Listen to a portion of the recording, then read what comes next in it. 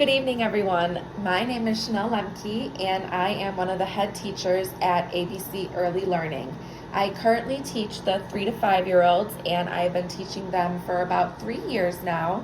And tonight I'm going to be talking just a little bit about what professionalism means in my classroom, and specifically how important effective communication and how important building a strong relationship is.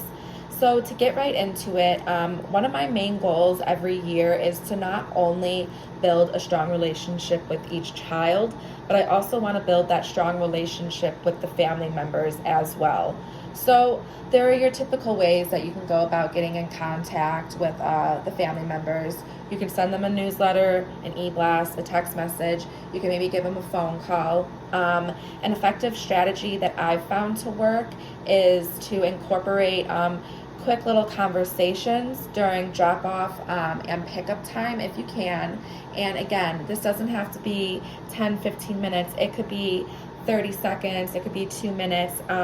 You could explain to them really quick how the child was that day, something funny they did. Maybe you have a personal question and you want to start to get to know the family members on a deeper level. That's okay too, just feel out your boundaries.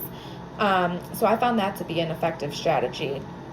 Another way that I incorporate effective communication within my classroom is I get down, if a child is throwing a tantrum, let's say, I get down onto their level and I let them kind of look at me, and as they're crying, I have a calm and even toned manner to myself, and I'm building that trust that I'm a safe place for them, and I'm allowing them time to get their words out and to explain how they feel.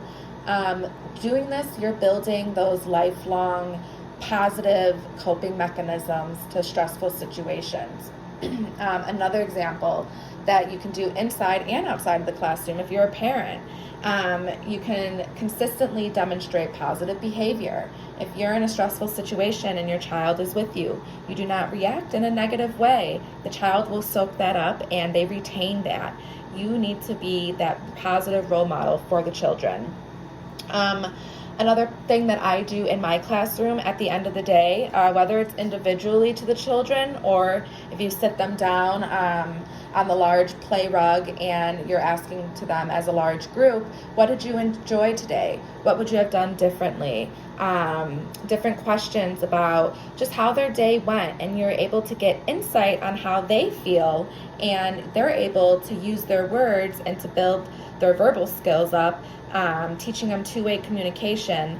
And again, you can do this individually or you can do this in a large setting. Ultimately, kind of doing all this, I would say you're building that foundation that is built on trust, happiness, worthiness, love, nurture.